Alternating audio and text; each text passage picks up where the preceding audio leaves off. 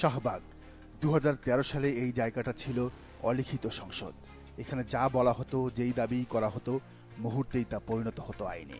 শেখ হাসিনা সহ তার সংসদ সদস্যরা যেন রেডি হয়ে থাকতেন কখন শাহবাগ থেকে জামাত কিংবা যুদ্ধাপরাধ বিরোধী দাবি তোলা হবে, আর সাথে সাথেই তা তিনি বাস্তবায়নে নেমে পড়বেন।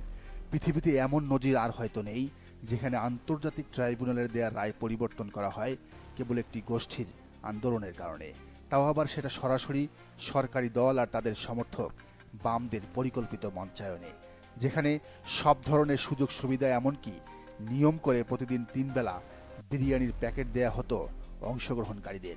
এই শাহবাগ কত শত মানুষের অকাল প্রয়াণের জন্য দায়ী তার কোনো হিসাব নেই।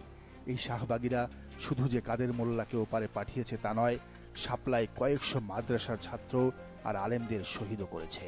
আওয়ামী লীগ আর বামরা মিলে ভারতীয় প্রকল্প ডিভাইড অ্যান্ড রুল বাস্তবায়ন করেছে।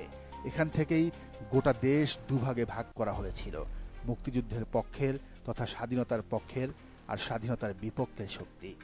এমন এক ন্যারেটিভ যেখানে আপনি আওয়ামী লীগের দুর্নীতি নিয়ে কথা বললেই স্বাধীনতা বিরোধী, শেখ হাসিনার অপশাসন নিয়ে কথা বললেই মুক্তিযুদ্ধ বিরোধী। আর যেহেতু আপনি মুক্তিযুদ্ধ বিরোধী, সেহেতু আপনার পরিচয় একটাই, আপনি জামাত শিবির রাজাকার। আর তাই আপনাকে গুম করা জায়েজ, মেরে ফেলা জায়েজ, পেটানো জায়েজ। এক কথায় আপনার সাথে যা ইচ্ছা তাই করা যাবে, সবকিছুই হালাল। আপনার সম্পদ কেড়ে নেওয়া যাবে, ব্যবসা কেড়ে নেওয়া যাবে।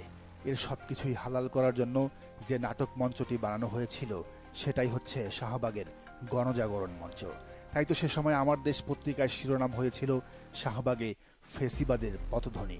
এই প্রতিবেদনের পর অবশ্য বেশ ভোগান্তিতে পড়তে হয়েছিল সম্পাদক মাহমুদুর রহমানকে। পরে এই শাহবাগের দাবির প্রেক্ষিতেই বন্ধ করা হয় পত্রিকাটি।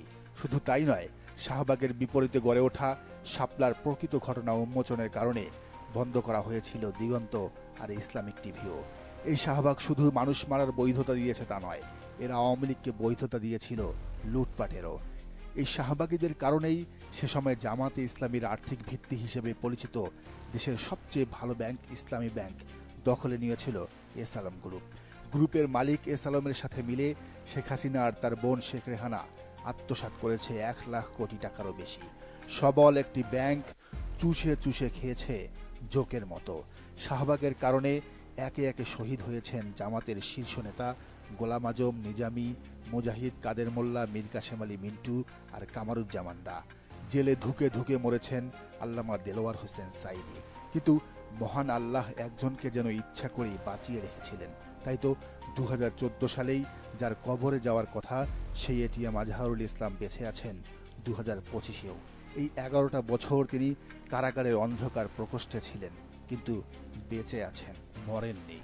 আল্লাহ তাকে বাঁচিয়ে রেখেছেন কেন জানেন? আজকের এই একটা দিনের জন্য।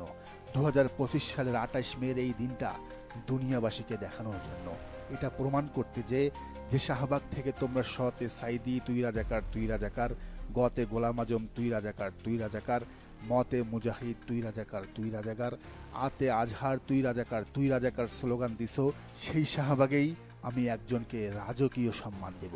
প্রমাণ করব তুই ইজ্জু মাংতাসা ও তুই দিল্লু মাংতাসা, অর্থাৎ আল্লাহ যাকে সম্মানিত করেন তিনি সম্মানিত হন, আল্লাহ যাকে অপমানিত করেন তিনি অপমানিত হন।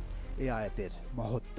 মহান রবের চাওয়ায় আজ ১২ বছর পরে হলো মন জুড়ানো এক দৃশ্য দেখল গোটা পৃথিবী। এটিএম আজহার সেই শাহবাগে পেলেন গণসংবর্ধনা, যে শাহবাগ থেকে তার বিচার চাওয়া হয়েছিল। বিচার চাইলেন সেই ইমরানের সরকার, লাকি আক্তার আর সেই বিচারকদের যাদের কারণে জীবনের একটা বড় অংশ, প্রায় ১৪টা বছর জেলে কাটাতে হয়েছে তার।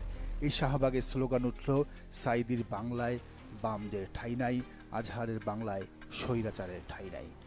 আজকের এই দৃশ্যটা দেখতে হবে বলেই হয়তো গতকাল বামপাড়ায় পোড়া গন্ধ পাওয়া যাচ্ছিল। শাহবাগীরা সারা দেশে, বিশেষ করে ঢাকা বিশ্ববিদ্যালয় আর রাজশাহী বিশ্ববিদ্যালয়ে মশাল মিছিল করেছে যাতে আজহারকে কোনোভাবে মুক্তি দেয়া না হয়। কিন্তু আল্লাহর পরিকল্পনা ভেস্তে দেয়া কি এতটাই সহজ? না। ভারত, হাসিনা, বাম, প্রথম আলো, ডেইলি স্টার কেউই পারল না। শাহবাগেই পরাজয় হলো শাহবাগীদের। তাও তাদের হাতে, যাদের বিরুদ্ধে ২০১৩ সালে তৈরি হয়েছিল এই নাট্যমঞ্চ। শাহবাগ এখন জামাতের, শাহবাগ এখন শিবিরের, শাহবাগ এখন সাঈদীর, শাহবাগ এখন নিজামীর, শাহবাগ এখন তৌহিদি জনতার। শাহবাগ এখন আর পচাগলা বাসি বামদের নয়, শাহবাগ এখন শাপলার। দর্শক, প্রতিবেদনটি কেমন লাগলো কমেন্টে জানাবেন। আর এই চ্যানেলে নতুন হলেও রাজনীতির নিত্য নতুন তথ্য বিশ্লেষণ পেতে চ্যানেলটি সাবস্ক্রাইব করে বেল আইকনটি বাজিয়ে রাখুন।